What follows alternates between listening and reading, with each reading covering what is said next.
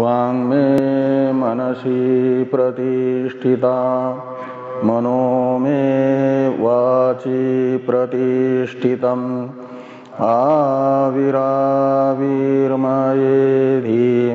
वेदस्य आनिस्थ श्रुतं मे मा प्रहासि रनेनाधीतेनाहुत्रांसन्दधामि ऋतं वदिष्यामि सत्यं वदिष्यामि तन्मामवतु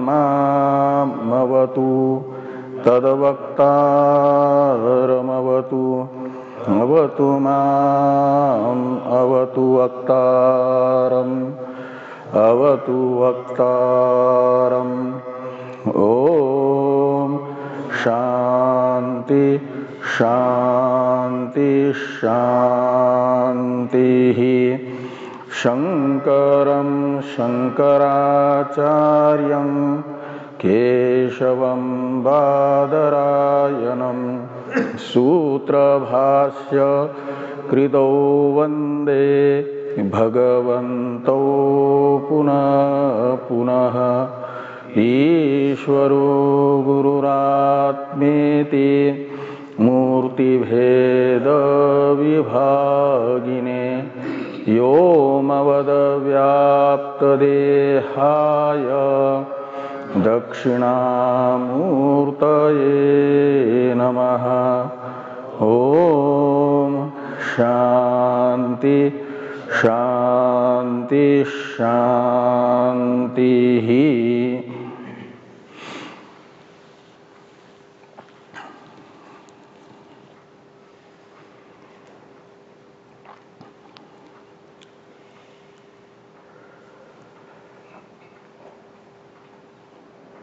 ऋग्वेदीय ऐत्रेय उपनिषद के तृतीय अध्याय के तृतीय खंड की तृतीय कंडिका के व्याख्यान रूप भाष्य की चर्चा हम लोग कर रहे हैं। इस कंडिका के व्याख्यान रूप भाष्य के अंतिम भाग की चर्चा हो रही है।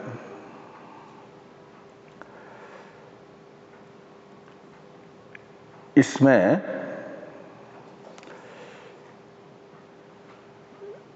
प्रज्ञा प्रतिष्ठा यह वाक्य आया है प्रज्ञानम ब्रह्म। इस वाक्य के पूर्व में प्रज्ञानम ब्रह्म ये है तृतीय कंडिका का अंतिम वाक्य। इससे पूर्ववर्ती वाक्य है जिसे उपांत कहा जाएगा। उपांत वाक्य यानी अंतिम वाक्य के पास में जो है उसे कहा जाएगा उपांत। वह उपांत वाक्य है प्रज्ञा प्रतिष्ठा। इसे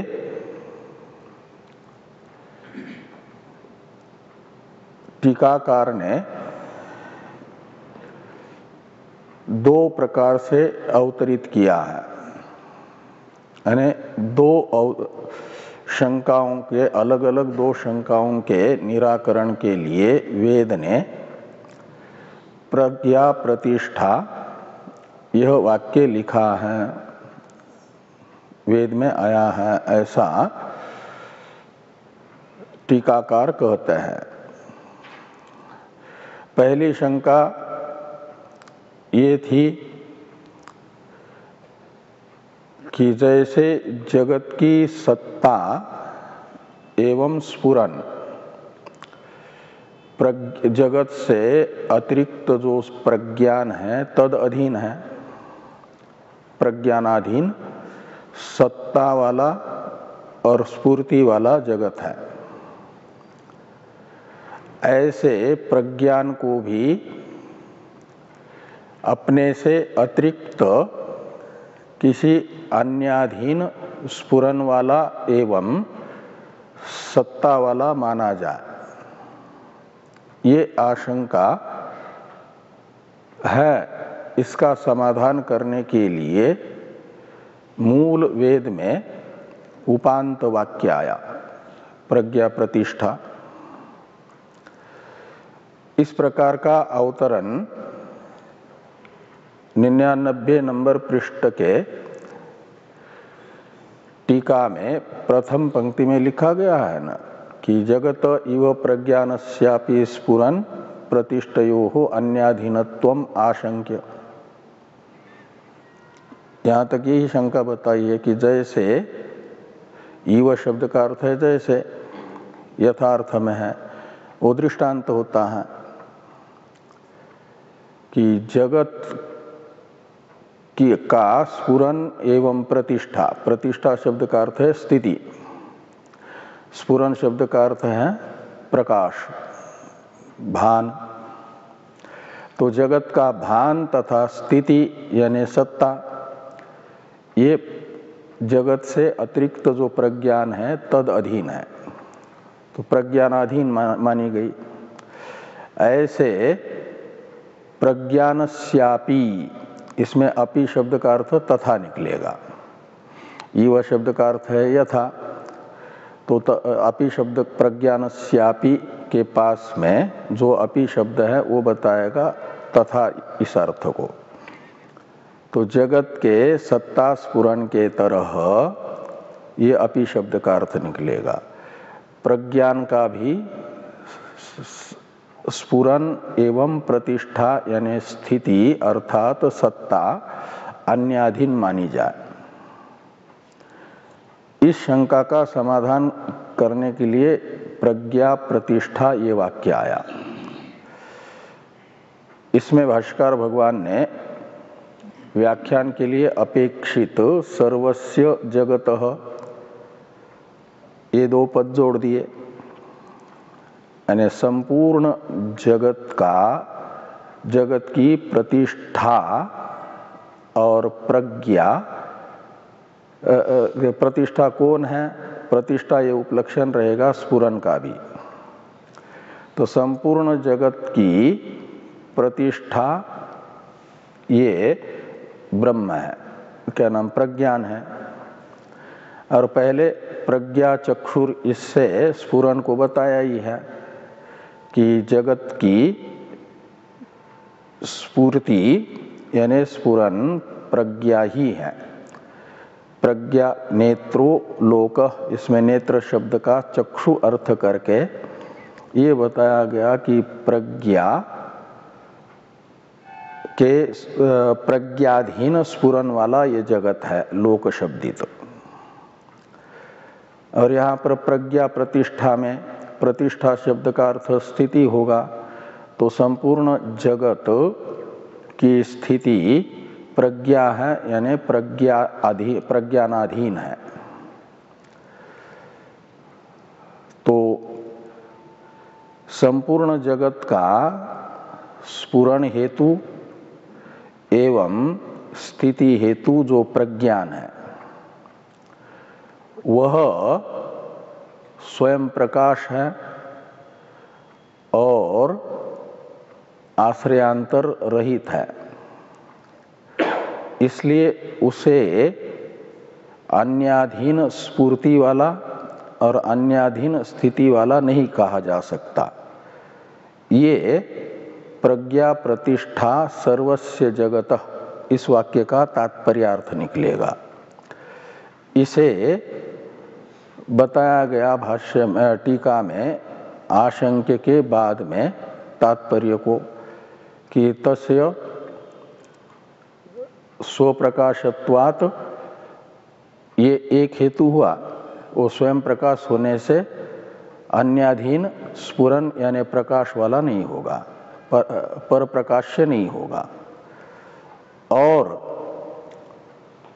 वह स्वमहिमा में ही प्रतिष्ठित होने के कारण आश्रयांतर का अभाव रहेगा, इसलिए उसे नहीं कहा जा सकता अन्य अधीन स्थिति वाला। तो अन्याधीन स्थितिकत्व भी नहीं रहेगा उसमें और पर प्रकाशत्व भी नहीं रहेगा। नैवम में एवं का अर्थ है अन्याधीन स्फुरन तथा स्थितिकत्व। ये प्रज्ञान में नहीं है। ये एक प्रकार से प्रज्ञा प्रतिष्ठा इस वाक्य का अवतरण हुआ, एक शंका का निराकरण करने वाला। अब प्रकारांतर से अवतरण लिखते हैं टीकाकार प्रज्ञा प्रतिष्ठा इसी वाक्य का। इसे देखिए, यद्वा सर्वस्य जगतः स्फूर्ति सत्ता स्फूर्त्योः प्रज्ञानाधीनत्वात् उत्पत्त्यादिषु अपि अवस्थासु प्रज्ञाने प्रतिष्ठितत्वेन तदुपादानत्वाच्च वाचारंभण न्यायेन प्रज्ञान व्यतिरेकेण अभावात् प्रज्ञानम एव सर्पादेः रज्ज्वादि रिव पर्यवसान भूमि रीत्याह प्रज्ञा प्रतिष्ठेति। तो यहाँ पर उदाहरण है सर्पादेः रज्ज्वादि रिव। यहाँ पर भी इव शब्द का अर्थ है यथा। सर्पादि का यानी रस्सी में प्रतीयमान सर्पादि का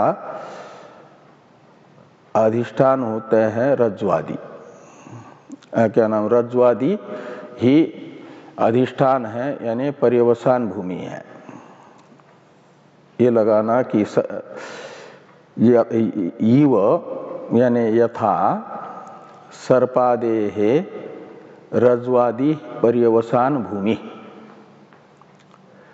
ये दृष्टांत वाक्य को पहले समझ लीजिए। तो जैसे सर्पादि अध्यस्त पदार्थों की पर्यवसान भूमि उनका अधिष्ठान भूत रज्ज्वादि है, और पर्यवसान भूमि का अर्थ है अधिष्ठान, अबाधित तत्व, अबाधित स्वरूप। सर्पादि अध्यस्त स्वरूप का तो बाध होता है और रज्ज्वादि स्वरूप रहता है अबाधित।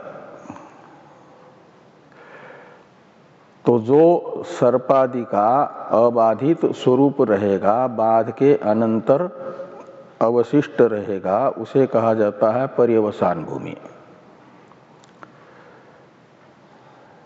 तो अध्यस्त सर्पादि की व्यावहारिक अवस्था में पर्यवसान भूमि हुई रज्ज्वादि जैसे, ऐसे ही ये व्यावहारिक सत्ता वाले रज्ज्वादि जो पदार्थ हैं, आकाश आदि पंचमहाभूत और भौतिक स्थूल भूत और सुख समष्टि वेष्टि सूक्ष्म शरीर और समष्टि वेष्टि स्थूल शरीर तथा उनके भोग्य और भोग स्थानभूत ये लोक भूर्भुआदि, ये सारा प्रपंच ये रहेगा सर्पादि स्थानीय, और रज्जु स्थानीय होगा प्रज्ञान।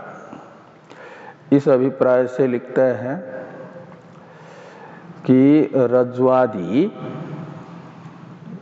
जैसे पर्यवसान भूमि है, ऐसे आप ये जो संपूर्ण जगत है, सर्वस्य जगतः सत्ता स्फूर्त्योः प्रज्ञानाधीनत्वात्, तो सर्पादि की सत्ता एवं सर्पादि का स्फुरन रज्ज्वादि के अधीन है, ऐसे संपूर्ण जगत का भी सत्ता स्फुरन जिस प्रज्ञान के अधीन है माना जाएगा, वह प्रज्ञान जगत का उपादान कारण है। इसलिए कहा उत्पत्त्यादिषु अपि अवस्थासु प्रज्ञाने प्रतिष्ठितत्वेन। जो पदार्थ यानी कार्य जिसमें अपने उत्पत्ति के समय, स्थिति के समय एवं लय के समय अवस्थित होता है, उसे कहा जाता है उस कार्य के प्रति उपादान कारण। घट अपनी उत्पत्ति के समय भी मिट्टी में अवस्थित होता है स्थिति काल में भी मिट्टी में ही रहता है और लय होता है तो मिट्टी में ही रहता है। इसलिए मिट्टी हो गई घड़े का उपादान कारण। ऐसे रज्जु के रहते हुए ही सर्प की अभिव्यक्ति रूप उत्पत्ति होती है और भासमानता रूप सत्ता रहती है, और रज्जु का ज्ञान होने पर वह रज्जु में ही विलीन हो जाता है सर्प। इसलिए रज्जु को माना जाएगा अध्यस्थ सर्प का उपादान कारण, विवर्त उपादान कारण। ऐसे संपूर्ण जगत का विवर्त उपादान कारण माना जाएगा ब्रह्म को। इस अभिप्राय से लिखा कि सर्वस्य जगतः सत्ता स्फूर्त्यो प्रज्ञानाधीनत्वात्, संपूर्ण जगत की सत्ता यानी स्थिति तथा स्फूर्ति ये प्रज्ञान के अधीन होने से उत्पत्त्यादिषु अपि अवस्थासु प्रज्ञाने प्रतिष्ठितत्वेन, सारे जगत में प्रज्ञान में प्रतिष्ठितत्व रहेगा। यानी अपने तीनों कालों में, उत्पत्ति काल, स्थिति काल तथा लय काल में जगत प्रज्ञान में ही रहेगा। इसलिए तद उपादानत्वाच्च यानी सर्वस्य जगतः तद उपादानत्वाच्च ऐसा अन्वय करिए। ये पंचम्यंत तद उपादानत्व का जगत में अन्वय करना है। जगतः तद उपादानत्वात्, इसमें तद शब्द से लेना प्रज्ञान को। तो तद है यानी प्रज्ञान है उपादान कारण जिसका, ऐसा बहुरी समास रहेगा। तो प्रज्ञान उपादान कारण है संपूर्ण जगत का, इसलिए संपूर्ण जगत को कहा जाएगा तद उपादान। उसमें एक धर्म रहेगा तद उपादानत्व। तो प्रज्ञान उपादानत्व संपूर्ण जगत में होने से क्या होगा कि प्रज्ञान ही संपूर्ण जगत का पर्यवसान भूमि होगा। ऐसा अन्वय करिए। सर्वस्य जगतः प्रज्ञानम एव पर्यवसान भूमि, ये दार्ष्टान्त के समय ऐसा अन्वय होगा। संपूर्ण जगत का प्रज्ञान ही पर्यवसान भूमि है, यानी अधिष्ठान है, अबाधित स्वरूप है। जैसे सर्पादि का अबाधित स्वरूप रज्ज्वादि है, ऐसे संपूर्ण जगत का अबाधित स्वरूप कौन होगा? प्रज्ञान। ऐसा क्यों?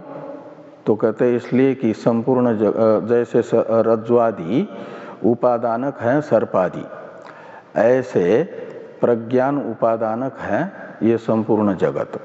इसलिए इसी अभिप्राय से हेतु बताया तद उपादानत्वात्। ये व्याप्ति रहेगी यत्र यत्र तद उपादानत्वम तत्र तत्र तत्पर्यवसान भूमित्वम, यथा सर्पादे रज्ज्वादि, ये दृष्टांत वाक्य रहेगा। ये युक्ति है, अनुमान है। और एक हेतु बताते हैं कि वाचारंभण न्यायेन प्रज्ञान व्यतिरेकेन अभावात्,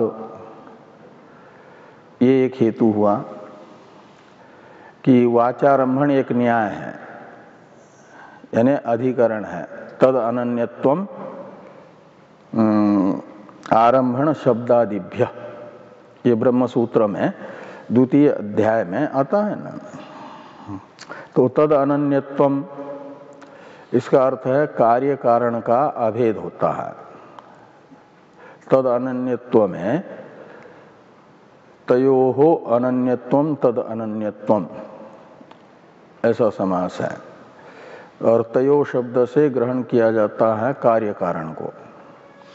तो कार्य कारण का अनन्यत्व यानी अभेद है। क्यों? तो वाचा आरंभण शब्दादिभ्य, तो आरंभण शब्द है वाचारंभणम विकारो नामधेयम, ये तो छांदोग्य में आया हुआ वाक्य ये बताता है कि जो विकार है, कार्य है, वो वाचारंभण है यानी मिथ्या है, कल्पित है, अध्यस्त है, रज्ज्वादि में सर्पादि के तरह। और जिसमें अध्यस्त है वो सत है, सदैव सौम्य इदमग्रासित एकमेव अद्वितीयम से बताया गया। तो संपूर्ण जगत है विकार सत का, इसलिए सत उपादानक कहा जाएगा संपूर्ण जगत को, और वहाँ सत का मतलब ब्रह्म। तो ब्रह्म उपादानक यानी प्रज्ञान उपादानक, ब्रह्म कहो, सत कहो, प्रज्ञान कहो, एक ही अर्थ को उपलक्षित कर रहे हैं ये सब शब्द। तो प्रज्ञान उपादानक कहना यहाँ ऐतरेय उपनिषद में और छांदोग्य उपनिषद में सद उपादानक कहना एक ही बात है, क्योंकि सत पदार्थ और प्रज्ञान पदार्थ अलग अलग नहीं है। शब्द अलग है लेकिन दोनों शब्द एक जगत के विवर्त उपादान कारण को उपलक्षित कर रहा है। इसलिए वाचारंभण न्याय हुआ कि यह जगत अपने विवर्त उपादान कारण सत में अध्यस्त होने से प्रज्ञान व्यतिरेकेन अभावात्, यानी सर्वस्य जगतः प्रज्ञान व्यतिरेकेन अभावात्। तो जैसे रज्ज्वादि व्यतिरेकेन सर्पादि का अभाव है, ऐसे प्रज्ञान व्यतिरेक से, प्रज्ञान व्यतिरेकेन का अर्थ है प्रज्ञान के बिना, स्वतंत्र इनकी सत्ता नहीं है, प्रज्ञान की सत्ता से ही सत्ता है। तो प्रज्ञान व्यतिरेकेन अभावात् संपूर्ण जगतः प्रज्ञानम एव पर्यवसान भूमि, ऐसा अन्वय होगा। प्रज्ञान ही संपूर्ण जगत की पर्यवसान भूमि है, यानी अबाधित स्वरूप है। इस अभिप्राय से भाष्य में ये वाक्य आया कि प्रज्ञा प्रतिष्ठा मूल का वाक्य है, और किसकी प्रतिष्ठा प्रज्ञा है, यानी सर्वस्य जगतः। तो प्रतिष्ठा है प्रज्ञा का मतलब पर्यवसान भूमि है। यहाँ प्रतिष्ठा शब्द का अर्थ निकलेगा पर्यवसान भूमि, और पर्यवसान भूमि का अर्थ निकलेगा अधिष्ठान। इसलिए टीकाकार लिखते हैं ये पर्यायवाचक शब्द हैं करके कि प्रतिष्ठा प्रज्ञा प्रतिष्ठेति के बाद में है टीका में कि प्रतिष्ठा ध्रुवम पर्यवसान भूमि ही परिशिष्टम वस्तु इत्यर्थ। तो प्रतिष्ठा शब्द का ये अर्थ निकलेगा कि जो ध्रुव वस्तु है, ध्रुव कहते हैं नित्य को, अविनाशी को, और दूसरा इसका प्रतिष्ठा शब्द का अर्थ निकलेगा पर्यवसान भूमि, और उसका भी अर्थ निकलेगा परिशिष्ट वस्तु, यानी बाध होने पर, जो बाध के अवधि के रूप में अवशिष्ट रहती है, जिसका बाध नहीं होता है, ऐसी वस्तु को पर्यवसान भूमि कहा जाता है। वह पर्यवसान भूमि है प्रज्ञान ही। प्रज्ञान से अतिरिक्त संपूर्ण कार्य कारणात्मक प्रपंच का बाध हो जाता है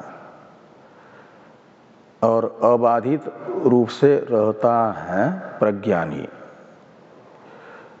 इसलिए प्रज्ञान को माना गया प्रतिष्ठा यानी पर्यवसान भूमि, किसकी? सर्वस्य जगतः। तो संपूर्ण जगत की पर्यवसान भूमि प्रज्ञान है,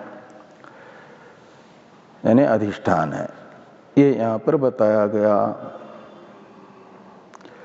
अब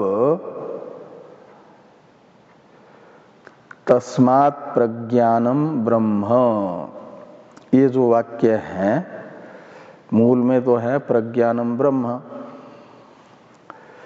तो प्रज्ञान की ब्रह्म रूपता में हेतु बताने वाले ये सब वाक्य हुए।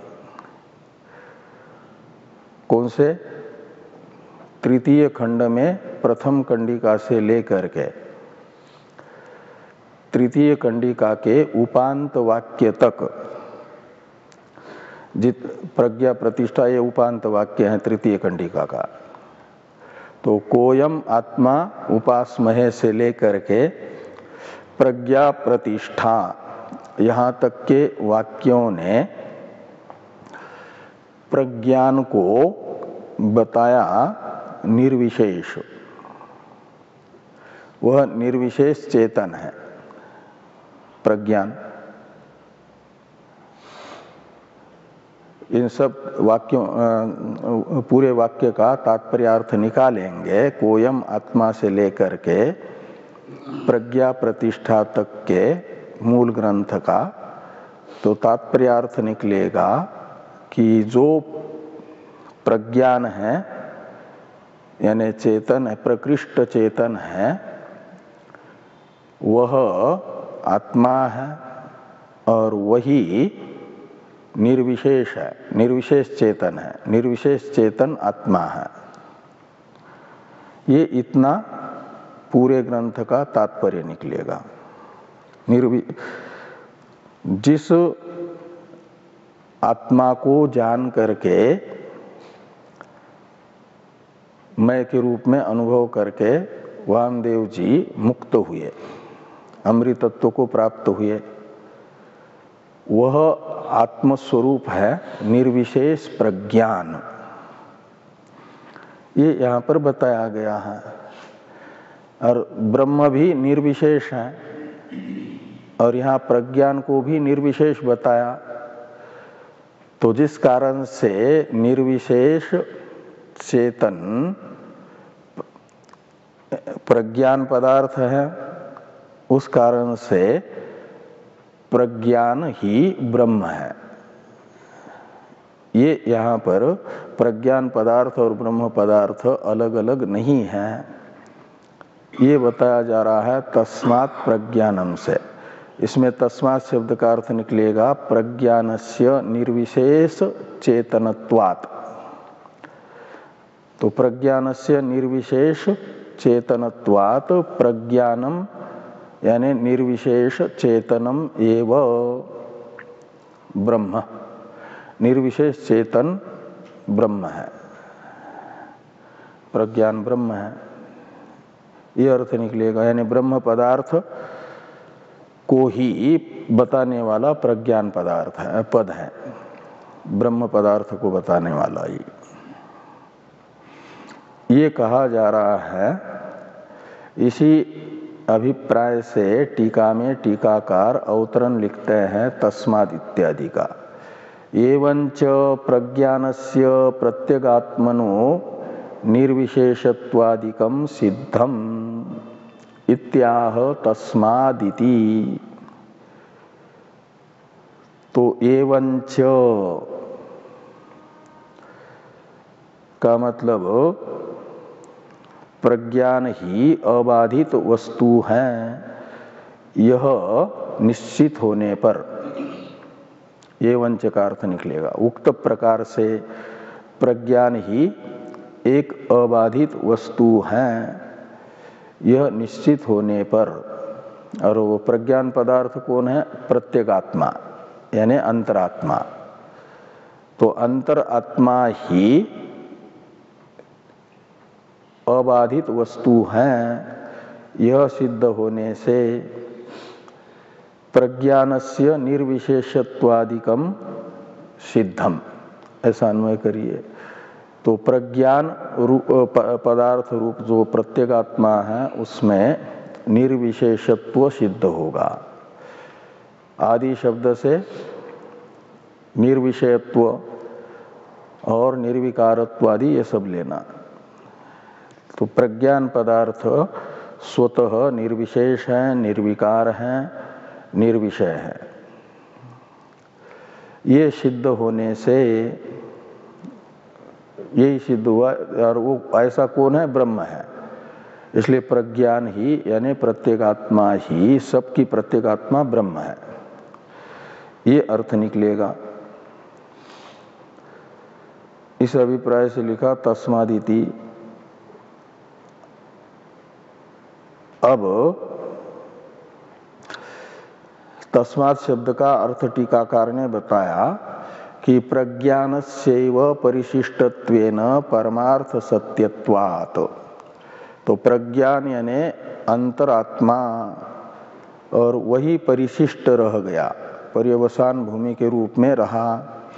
इसलिए माना जाएगा कि परमार्थ सत्यत्व प्रज्ञान में ही होने से परमार्थ सत्य के रूप में अन्यत्र उपनिषदों में ब्रह्म को बताया, इसलिए प्रज्ञान पदार्थ ब्रह्म ही है, ये निश्चित होगा। प्रज्ञान और यानी प्रत्येगात्मा तथा ब्रह्म कोई अलग अलग वस्तु नहीं है, एक है। अब प्रज्ञानम ब्रह्म, इस वाक्यस्थ ब्रह्म पदार्थ को बताते हैं भाष्यकार भगवान तद एतत् इत्यादि से। इसका अवतरण है टीका में कि ब्रह्म शब्दार्थम आह प्रत्यस्तमित इति। तो प्रत्यस्तमित इत्यादि से भगवान भाष्यकार प्रज्ञानम ब्रह्म, इस वाक्यस्थ प्रज्ञान ब्रह्म पदार्थ को बताते हैं। प्रज्ञान पदार्थ बता दिया, प्रज्ञा प्रतिष्ठा यहाँ तक।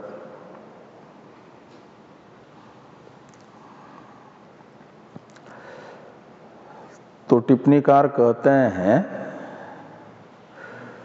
2 नंबर में तद एतत् पर जो टिप्पणी है तत् पर, तो तत् का अर्थ कर दिया प्रज्ञानम, और एतत् शब्द पर 3 नंबर टिप्पणी है, उसका आगे अर्थ करता है उससे पहले, यानी ये 3 नंबर टिप्पणी प्रत्यस्तमित पर है। और तद एतत्, ये जो 2 सर्वनाम है, यह परामर्शक है प्रकृत प्रज्ञान पदार्थ के, इसलिए उसका अर्थ कर दिया प्रज्ञानम इन 2 सर्वनामों का। और आगे लिखते हैं 2 नंबर में ही टिप्पणीकार कि टीकाकार के अनुसार भाष्य में इस वाक्य के प्रारंभ में तद एतत् ये दोनों सर्वनाम है नहीं। भाष्य वाक्य का प्रारंभ, ब्रह्म पदार्थ को बताने वाला जो भाष्य वाक्य, उसका प्रारंभ टिप्पणीकार के अनुसार प्रत्यस्तमित सर्व उपाधि विशेषम, इसी पद से है प्रारंभ। इसलिए टिप्पणीकार ने लिखा 2 नंबर में कि तद एतद इति टीका कृन मते नास्ति। तो तद एतद इति यानी तद एतद, ये 2 सर्वनाम ब्रह्म पदार्थ को बताने वाले वाक्य के प्रारंभ में टीकाकार के अनुसार नहीं है। इस वाक्य का प्रारंभ प्रत्यस्तमित इसी से सीधा होगा टीकाकार के अनुसार। यदि टीकाकार के अनुसार तद एतत् शब्द होता तो अवतरण में जो प्रतीक लिखा है ना प्रत्यस्तमित, उससे पहले तद एतत् प्रत्यस्तमितेति ऐसा लिखते। इन सर्वनामों को भी ले लेते ना प्रतीक में, लेकिन टीका में नहीं लिया है। इसलिए टिप्पणीकार ने ये कहा कि टीकाकार के अनुसार तद एतत् से इस वाक्य का प्रारंभ नहीं है। तो ब्रह्म शब्दार्थम आह प्रत्यस्तमितेति। आगे हैं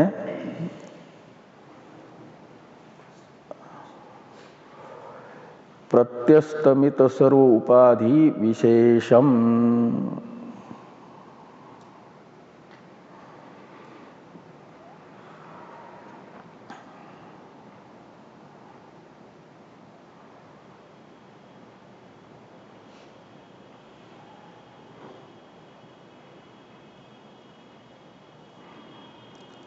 ये सब लिखने से पहले क्या नाम, इस वाक्य का विचार करने से पहले इसको देखिए थोड़ा,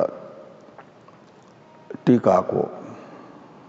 प्रत्यस्तमित, इससे ये इसके बाद वाली जो टीका है कि अस्मिन् पक्षे ब्रह्म शब्देन प्रत्यगात्मनो निर्विशेषत्वादिकम एव सामानाधिकरण्येन समर्थ्यते। ब्रह्म शब्दस्यापि निर्विशेषत्वादिकम एव अर्थ। ब्रह्म शब्दस्य ही व्युत्पाद्य मानस्य नित्य शुद्धत्वादयो अर्था प्रतीयन्ते।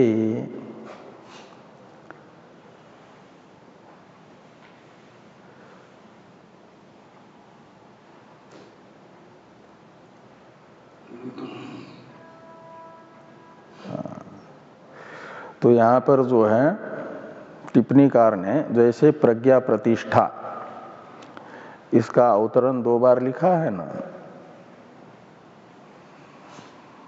ये प्रतिग्रहण टीका में 2 बार है, प्रज्ञा प्रतिष्ठेति, प्रज्ञा प्रतिष्ठेति। ये अलग अलग 2 पक्ष में 2 प्रकार का अर्थ किया गया है। ऐसे ये प्रत्यस्थमित इत्यादि वाक्य का भी टीकाकार ने 2 प्रकार से अवतरण लिखा है। एक तो ब्रह्म शब्दार्थम आह प्रत्यस्तमितेति, ये हुआ, और दूसरा आ रहा है आपका ये जो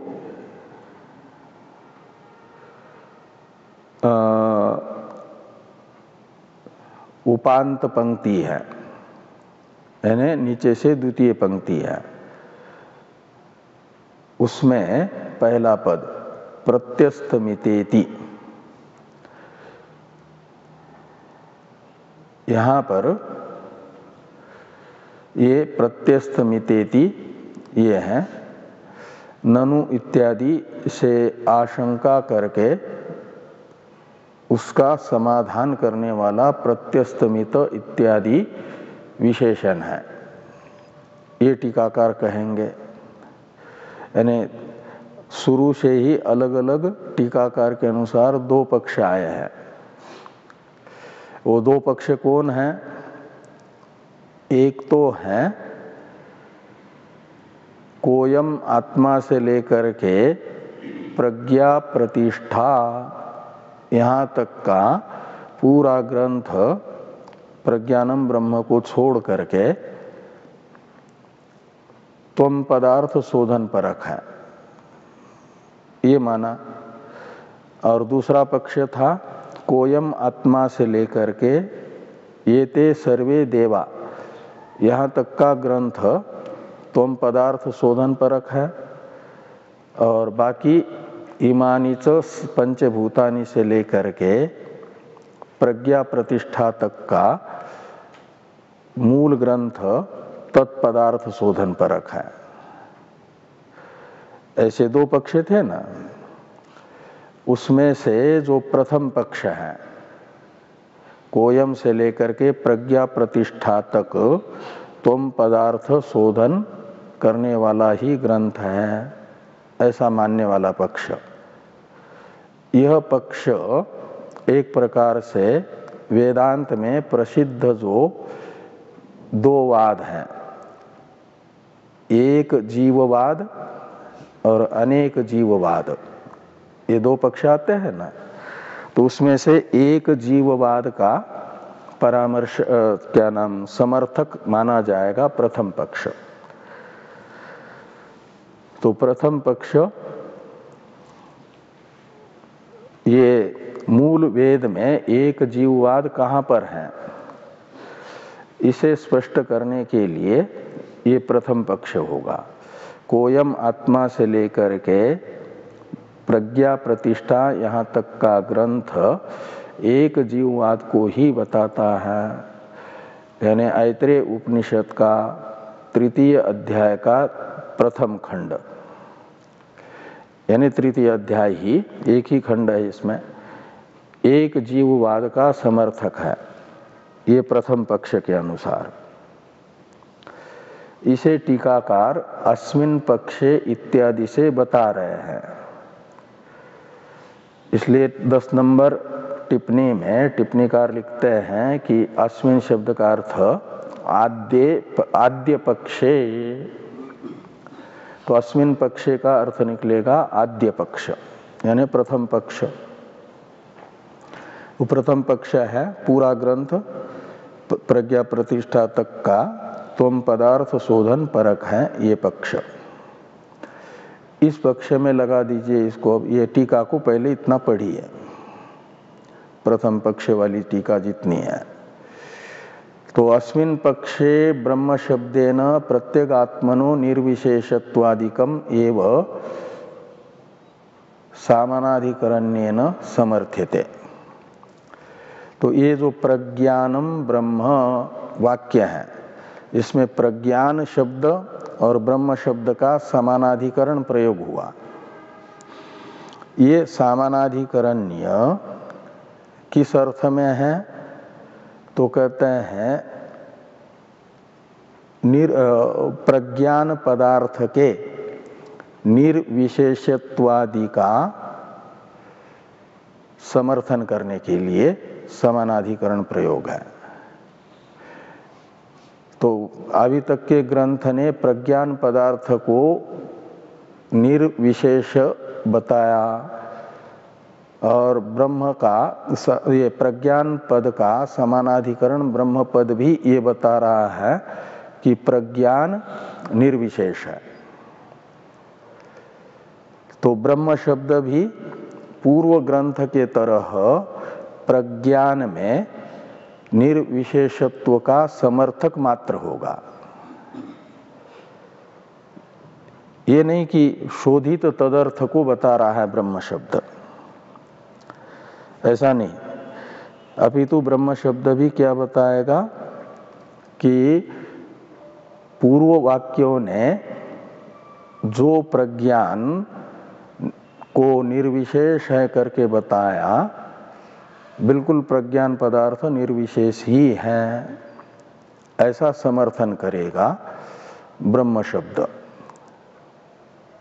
इसीलिए समानाधिकरण प्रयोग है। ये लिखते हैं टीकाकार कि अस्मिन् पक्षे ब्रह्म शब्देन प्रत्यगात्मनो निर्विशेषत्वादिकम एव समर्थ्यते। तो निर्विशेषत्वादिकम एव समर्थ्यते, इसमें एवकार का व्यावर्त्य होगा। ये अलग तत्पदार्थ और त्वम पदार्थ का ऐक्य इस पक्ष में नहीं बताया जा रहा है। तत्पदार्थ कोई अलग है और उसके साथ प्रज्ञान पदार्थ जो त्वम पदार्थ है उसका अभेद बताया जा रहा हो, ऐसा नहीं है। ये कौन बताएगा? एवकार। तो ब्रह्म शब्द से प्रत्यगात्मा यानी प्रज्ञान पदार्थ में निर्विशेषत्वादि का समर्थन कैसे किया जा रहा है? कहते समानाधिकरण्येन। तो समानाधिकरण प्रयोग करके। तो ये महावाक्य ही नहीं रहेगा। हाँ, तो इस पक्ष में महावाक्य नहीं है। एक है आपका उपक्रम में भी ब्रह्म शब्द का प्रयोग कहीं नहीं है, और जो बीच में एक बार ब्रह्म शब्द आया है, कहाँ? आपके येष ब्रह्म येष इंद्र, यहाँ पर वो ब्रह्म शब्द भी हिरण्यगर्भ का परामर्शक है। और सर्वोपरि माना जाएगा आत्म पदार्थ को, जो उपक्रम में कहा गया इस पक्ष में। और वो आत्म पदार्थ ही जब मायोपाधिक होता है तो परमेश्वर होता है। इसी प्रज्ञान को ही, प्रज्ञान हुआ निर्विशेष, निरुपाधिक निरुपाधिक चेतन, ये है आत्म पदार्थ, प्रज्ञान पदार्थ। उपक्रम वाक्यस्थ आत्मा और इधर जो है प्रज्ञान, ये दोनों एक है। वो है अंतरात्मा, निर्विशेष चेतन, निरुपाधिक चेतन। और इसी आत्म पदार्थ की, यानी प्रत्येक आत्मा की माया रूप उपाधि होती है, तो सर्वज्ञ परमेश्वर वह प्रज्ञान पदार्थ कहलाता है। और उसी माया रूप उपाधि के साथ साथ समष्टि सूक्ष्म शरीर रूप उपाधि वाला हो जाता है। ये प्रत्येगात्मा तो हिरण्यगर्भ, और फिर उन्हीं दो उपाधियों के साथ साथ समष्टि स्थूल शरीर को भी अपनी उपाधि के रूप में स्वीकार करता है प्रज्ञान पदार्थ, तो विराट। इसलिए यहाँ अपरम ब्रह्म येष एव, यानी प्रज्ञान अंतरात्मा ही है, प्रज्ञान पदार्थ ही है। ये सब जो वहाँ आया था कि विराट अपर ब्रह्म भी प्रज्ञान ही है, यानी प्रत्येगात्मा ही है। प्रजापति भी प्रत्येगात्मा है। इंद्र शब्द से भी परमेश्वरत्व गुण को लेकर के वो बताया गया था कि वही यही है ये सब। और यहाँ ब्रह्म शब्द से लिया जाएगा, फिर शुरू में तो निर्विशेषत्व और माया उपाधि वाला होता है तो परमेश्वर, लेकिन है कौन? प्रज्ञानी। का मतलब यहाँ ऐतरेय उपनिषद के तृतीय अध्याय में कहो या पूरे ऐतरेय उपनिषद में कहो, आत्म पदार्थ को प्रधान माना है। और आत्म पदार्थ के वास्तविक स्वरूप का समर्थक के रूप में ब्रह्म शब्द का प्रयोग किया है। प्रज्ञानम ब्रह्म, ये वाक्य एक प्रकार से जैसा प्रज्ञा प्रतिष्ठा इत्यादि पूर्ववर्ती वाक्य जो है प्रज्ञान पदार्थ में निर्विशेषता को बताते हैं, तो प्रज्ञानम ब्रह्म ये वाक्य भी कहेगा पूर्व ग्रंथ ने जो प्रत्येक आत्मा को निर्विशेष बताया है, निरुपाधिक बताया है, वो बिल्कुल वैसा ही है। ऐसा प्रज्ञानम ब्रह्म ये वाक्य बताएगा, यानी प्रज्ञान का समानाधिकरण ब्रह्म शब्द बताएगा। ये प्रथम पक्ष के अनुसार।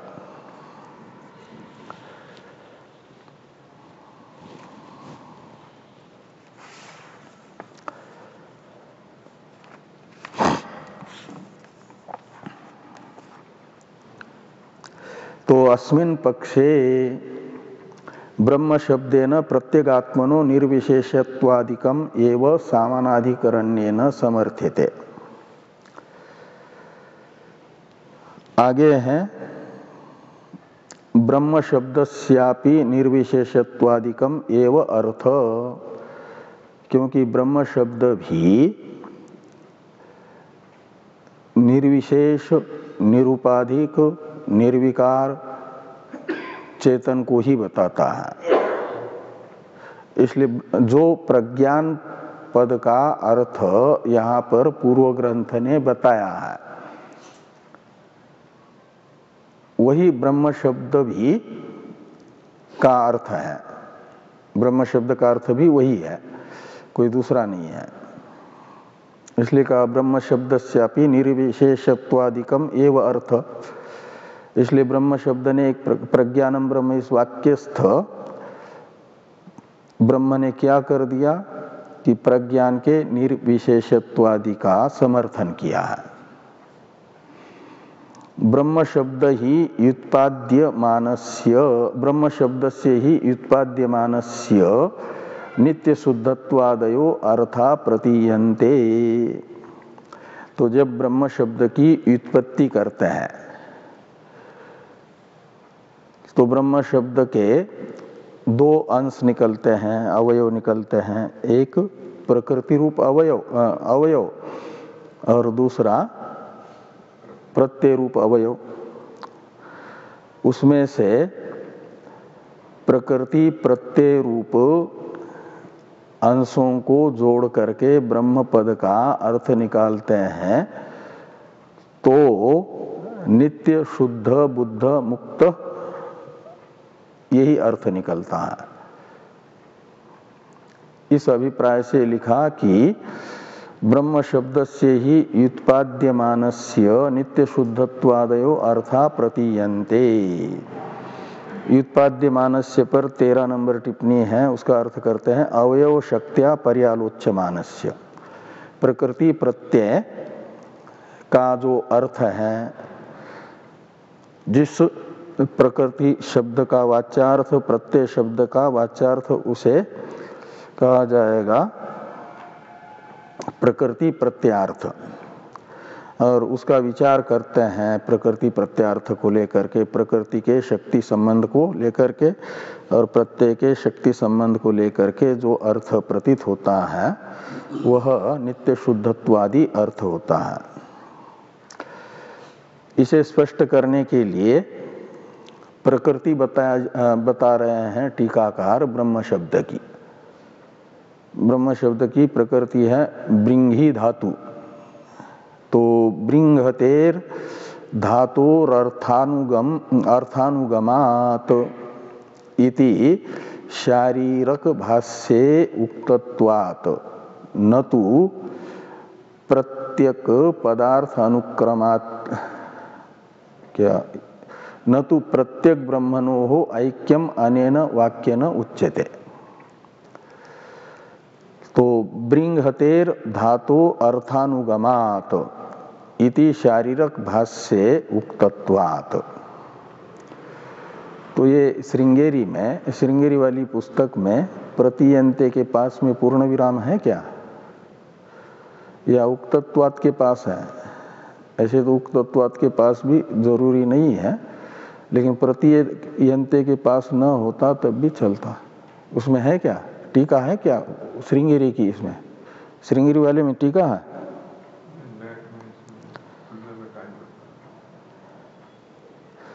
चलो,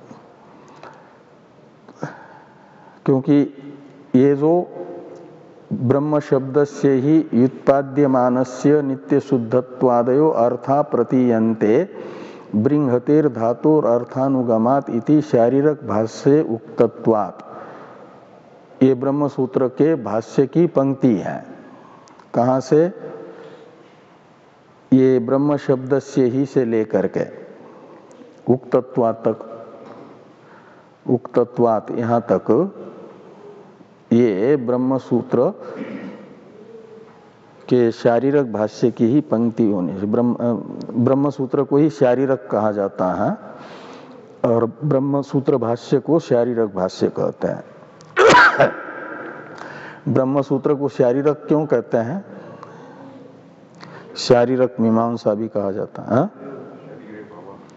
हाँ, तो शरीरे भव शारीरक, शारीरकम, ये शारीरक तो होता है जीव, और उसका ब्रह्म रूप से विचार वो शारीरक मीमांसा कहलाता है। तो जीव है, ये कुत्सित अर्थ में क प्रत्यय हुआ है, शरीरे भव शारीर ये हुआ, और वो है कैसा? कुत्सित यानी निकृष्ट। तो निकृष्ट जो जीव, निकृष्ट शरीर के संबंध से जीव निकृष्ट हो गया, और उसका ब्रह्म रूप से विचार, तो ब्रह्म तो सर्वोपरि है, पूज्य है, तो ब्रह्म रूप से विचार हो जाएगा पूज्य विचार। मीमांसा शब्द का अर्थ होता है पूज्य विचार। तो जीव का ब्रह्म रूप से विचार होता है पूज्य विचार, इसलिए उसे कहा जाता है ब्रह्म सूत्र को शारीरक मीमांसा, और संक्षेप में शारीरक कहा, और शारीरक भाष्य सप्तमी है का मतलब ब्रह्मसूत्र भाष्य में उक्तत्वात् ऐसा कहा गया है। क्या कहा गया कि ब्रह्म व्युत्पद्यमानस्य ही ब्रह्म शब्दस्य नित्य शुद्धत्वादयो अर्था प्रतीयन्ते, ऐसा शारीरक भाष्य में कहा है। क्यों कहते हैं? बृंहतेर धातु अर्थानुगमात, ये पंचमेंत हेतु है। पूर्व वाला वाक्य हो जाएगा प्रतीयन्ते तक का प्रतिज्ञा वाक्य, और हेतु वाक्य है बृंहते धातु अर्थानुगमात। तो जो बृंही वृद्धो धातु है उसका जब अर्थ देखते हैं तो यही अर्थ निकलता है निरतिशय महान। वृद्धि शब्द का अर्थ है महत्ता, और यहाँ पर कोई उपपद है नहीं वृद्धि में, यानी महत्ता में अर्थात अपरिच्छिन्नता में संकोच दिखाने वाला। संकोचक कोई उपपद न होने से ब्रह्म शब्द का अर्थ निकलेगा निरतिशय महान। निरतिशय महान का अर्थ निकलेगा निरतिशय अपरिच्छिन्न, सातिशय अपरिच्छिन्न नहीं, निरतिशय अपरिच्छिन्न। और निरतिशय अपरिच्छिन्नता को बताया गया कठोपनिषद में इंद्रियभ्य परा ह्यर्था से लेकर के अव्यक्तात् पुरुष पर पुरुषान्न परम किंचित सा काष्ठा सा परागति, वो है पर शब्द निरतिशय अपरिच्छिन्नता का परामर्शक। तो निरतिशय अपरिच्छिन्न जो वस्तु होती है उसे ही कहा जा सकता है नित्य शुद्ध, उसमें कोई दोष नहीं होगा। और नित्य बुद्ध यानी नित्य चिद्रूप, और नित्य मुक्त यानी निरतिशय आनंद रूप, सच्चिदानंद रूप। नित्य शुद्ध बुद्ध मुक्त, यह अर्थ ब्रह्म शब्द का अवयव शक्ति से प्रतीत होता है। इसलिए माना गया कि प्रज्ञानम ब्रह्म इस वाक्य में प्रज्ञान शब्द के समानाधिकरण ब्रह्म शब्द के द्वारा समर्थन किया जा रहा है प्रज्ञान पदार्थ के निर्विशेषत्वादि का, ये यहाँ पर कहा गया।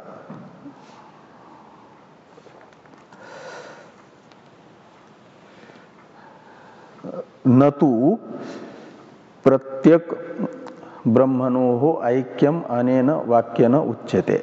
प्रज्ञानम ब्रह्म, यह वाक्य प्रज्ञान शब्दार्थ जो प्रत्यक है और ब्रह्म पदार्थ कोई प्रत्यक्ष अलग हो और उन दोनों का ऐक्य बताया जा रहा हो, ऐसा नहीं है। यानी प्रज्ञानम ब्रह्म ये अखंड अर्थक नहीं है वाक्य, इस वाक्य का अखंड अर्थ नहीं है, अपितु प्रज्ञान पदार्थ के निर्विशेषत्व का समर्थक ये वाक्य है। बाकी की चर्चा हम लोग कल करते हैं। ओम वांग में मनसी प्रतिष्ठिता मनो में वाची प्रतिष्ठितम आविरावीर्मयेधि वेदस्य आनिस्थ श्रुतं मे मा प्रहसि रनेनाधीतेनाहोरात्रान् सन्दधामि ऋतं वदिष्यामि सत्यं वदिष्यामि तन्मामवतु तद्वक्तारमवतु अवतु माम् अवतु वक्तारम् अवतु वक्तारम्। ओम शांति शांति शांति। शंकरं शंकराचार्यं केशवं बादरायणं सूत्रभाष्य कृतो वंदे भगवन्तो पुनः पुनः। ईश्वरो गुरुरात्मेति मूर्तिभेद विभागिने व्योमवद व्याप्तदेहाय दक्षिणामूर्तये नमः। ओम शांति शांति शांति।